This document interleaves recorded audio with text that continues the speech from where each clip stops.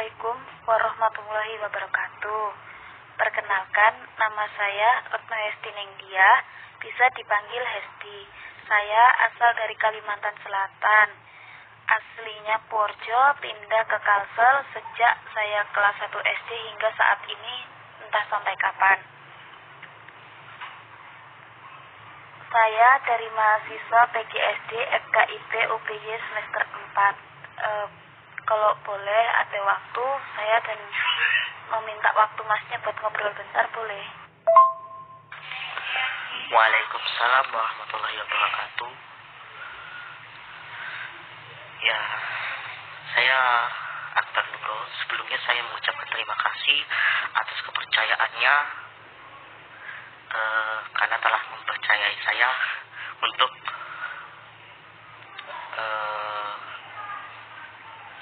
penyelesaian tugas ini. Ya, insya Allah selagi saya bisa akan saya bantu.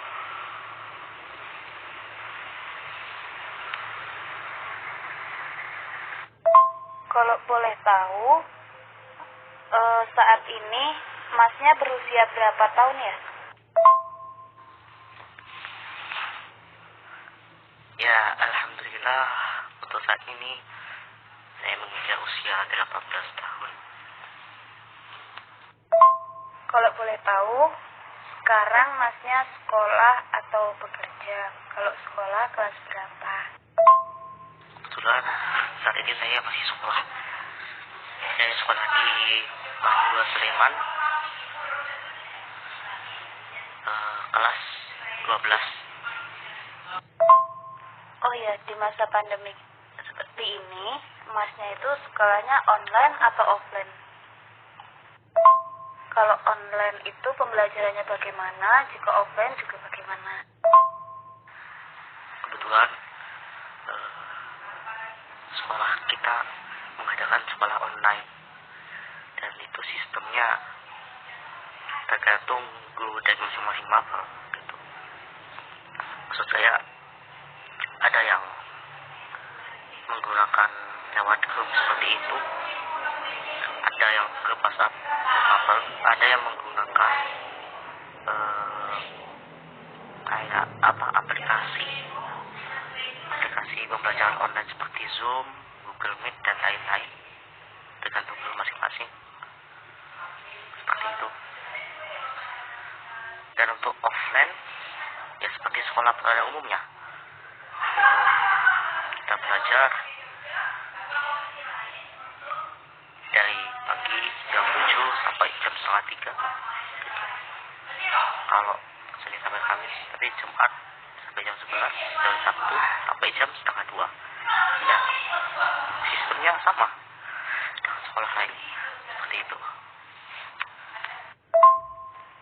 Lalu kegiatan sehari-hari selama sekolah online itu masnya ngapain aja di rumah? Waduh, ya kalau soal itu nggak tentu ya.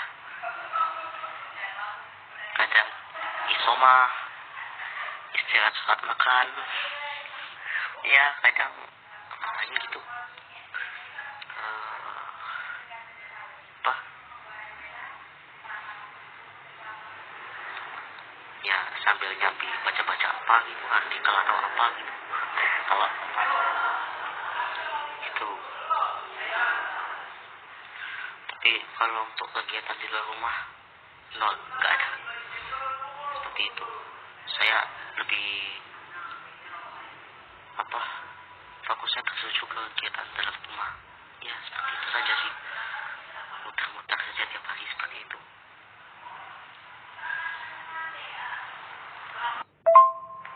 Mohon maaf sebelumnya, saya mau nanya, masnya tinggal di mana dan jarak dari sekolah itu jauh atau enggak, dan ke sekolahan itu sendiri naik kendaraan atau gimana? Oh, saya punya banyak tempat tinggal ya. Nggak sih. Ya, tempat asli saya Bengkulu kalau tempat asli saya. Begitu. Di Bengkulu. Nah, kalau tempat tinggal saya di Jogja, saya tinggal di asrama Ayat Katolis di Jalan Pahritis nomor 46. Itu di daerah Wetan. Nah, itu jarak dari asrama ke sekolah kurang lebih sekitar 20 sampai 22 km. Kurang lebih seperti itu. Dan biasanya saya sama teman-teman naik Trans Jogja. Habis itu nanti dari tempat pemerintah itu dari halte kita jalan ke sekolah kurang lebih 1,5 kilometer kita jalan, atau enggak kalau ada pertumpangan atau kita mau Grab atau Gojek gitu. Tapi kadang juga saya berangkat sendiri, enggak mesti bawa teman-teman. Akan juga pagi kan kesibukannya beda-beda. Kadang saya berangkat duluan, mereka belakangan. Kadang mereka duluan, saya belakangan. Ya, enggak mesti bareng teman-teman. Begitupun juga dengan pulangnya. Ya, seperti itu.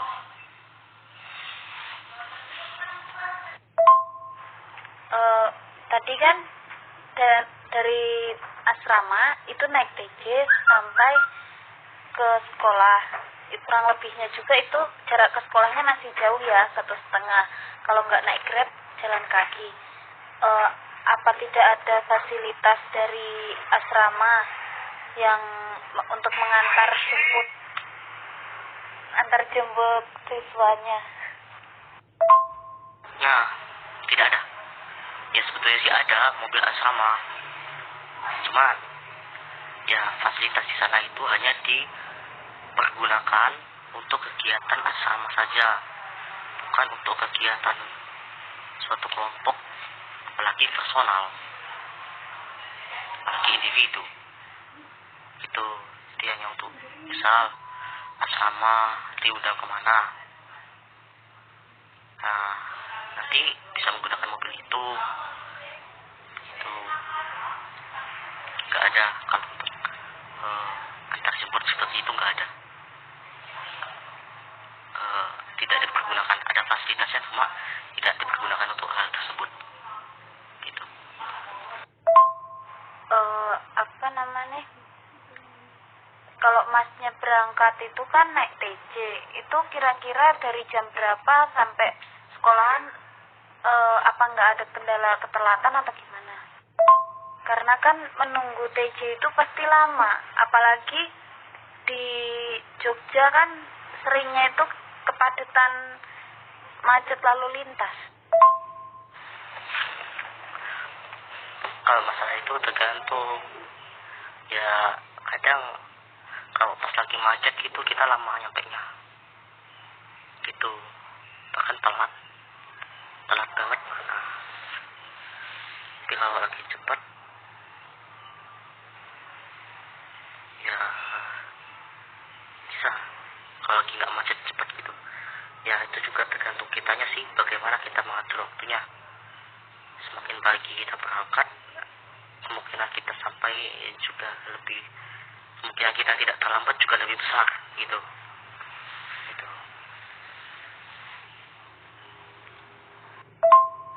Oh, kayak gitu. Apa namanya? Berarti mending berangkat lebih pagi ya, karena kan pagi meruput kayak gitu emang nggak ngantuk. Mohon maaf sebelumnya, sejak kapan mulai dalam kondisi seperti itu? Ya, mulai seperti itu nih, maksudnya sekolah online. Kalau mulai sekolah online-nya sih kita udah mulai sejak, kalau nggak salah, saya juga lupa, lama banget soalnya. Kalau nggak salah itu tanggal 19 Maret ya, kalau nggak salah. Soalnya waktu itu kita dari tanggal 27 April 27 Februari sampai 18 Maret itu libur ujian kakak kelas ya, jadi ya, mulai tanggal 19 Maret sampai nggak tahu sampai kapan. Ya seperti itu. Ya berangkat pagi, tapi nggak mesti kita bisa berangkat pagi, karena juga kadang kan ada kegiatan asrama juga seperti itu, dan selesainya kadang juga agak siang jam setengah 6. Ada juga kadang kita nggak sarapan. Itu ya paling sarapannya kalau pas sudah sampai sekolah. Ya begitu sih. Jadi, kalau masalah ngantuk mah ya nggak juga sih, ya ngantuk betul ya. Ya. Mohon maaf sebelumnya. Maksud saya itu, sejak kapan mulai dalam kondisi seperti tunanetra tuh? Oh iya, maaf. Ya, jadi saya tunanetra itu sejak saya usia 4 tahun. Gitu.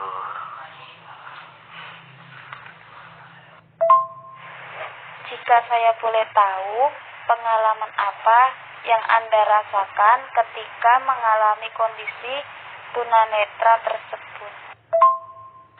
Pengalamannya banyak sih, tapi yang jelas karena pada saat itu saya masih kecil ya, alhamdulillah.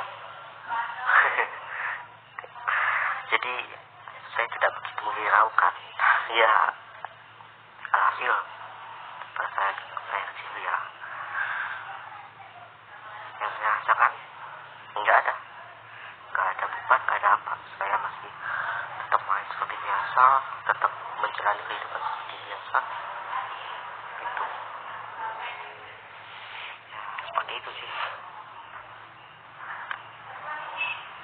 Mungkin kalau saya mengalami tunanetra ketika saya sudah besar atau beranjak remaja, mungkin akan lain ceritanya, akan beda.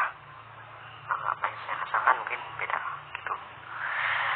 Cuma karena ini dari kecil, jadi saya tidak terlalu terbebani dengan hal itu, tidak terlalu shock banget.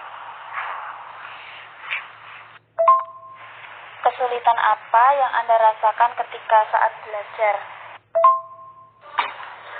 Kesulitan yang saya alami ketika belajar mungkin pada saat bagian gambar-gambar ya, seperti misal kalau pelajaran geografi, gambar peta seperti itu loh, pulau-pulau seperti itu. Kalau enggak matematika, itu juga kan ada gambar, ada grafik, ada apa gambar sedikit atau apa gitu lah, nggak tahu. Nah itu ya banyak lagi sih. Ya praktek juga kadang ada beberapa sih yang terkendala, seperti olahraga yang nggak semua praktek olahraga bisa saya ikuti, seperti voli dan sebagainya. Gitu. Kalau praktek lain seperti kayak fisika, ya mungkin ada beberapa yang bisa saya ikuti. Gitu. Itu sih sedikit gambaran. Dalam keadaan seperti ini, dalam diri sendiri, Masnya ada rasa minder atau berkecil hati sama yang lain, seperti halnya orang lain bisa melakukan sesuatu dengan mudah. Kalau semisal ada, apa yang Masnya lakukan untuk melawan rasa ini? Mohon maaf, maksud saya rasa itu. Tentunya ada ya, manusiawi. Dari hati kecil saya tentunya ada perasaan seperti itu, dan cara saya untuk melawannya adalah yang pertama, saya lihat di sekitar saya.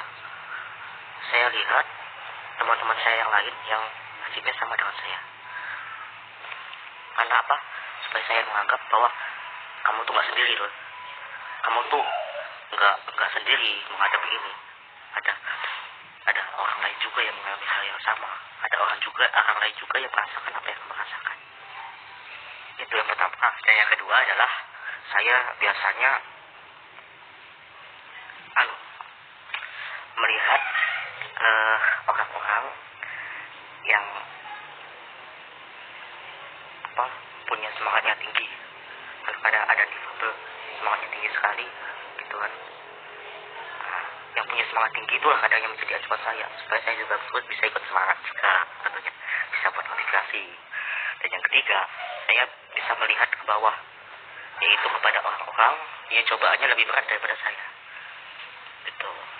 Saya misalnya tidak bisa melihat, saya lihat orang lain, oh ada yang nggak bisa jalan, kasihan dia nggak bisa kemana-mana, saya masih bisa kemana-mana. Ya seperti itu yang bisa saya lakukan, kurang lebih seperti itu ya. Baik Mas, berarti dorongan diri sendiri dan dukungan dari orang lain juga, dan melihat kondisi orang lain di sekitar yang kondisinya hampir sama, dan itu semua merupakan motivasi Masnya untuk tetap kuat. Apa yang menjadi keinginan terbesar atau cita-cita Masnya yang ingin dicapai?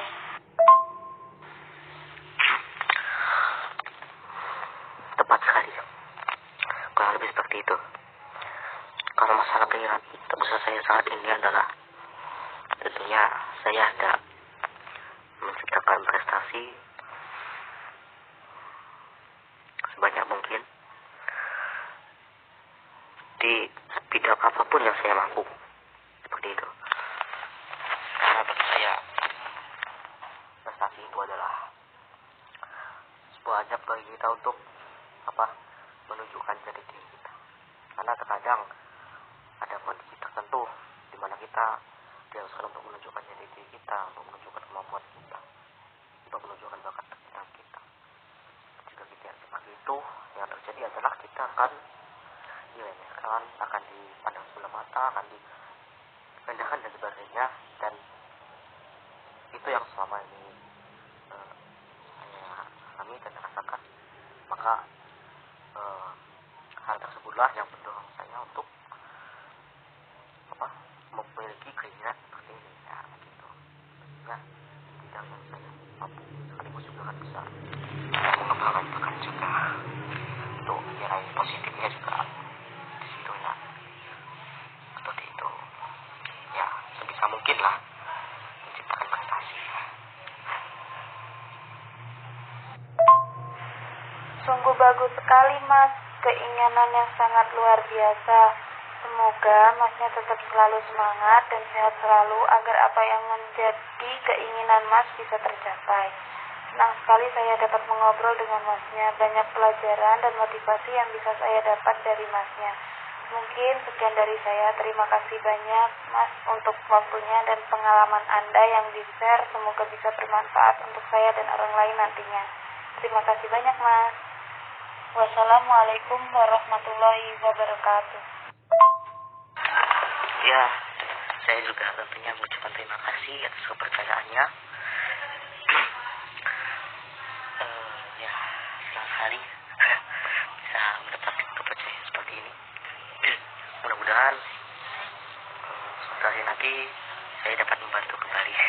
Ya, begitu. Ya.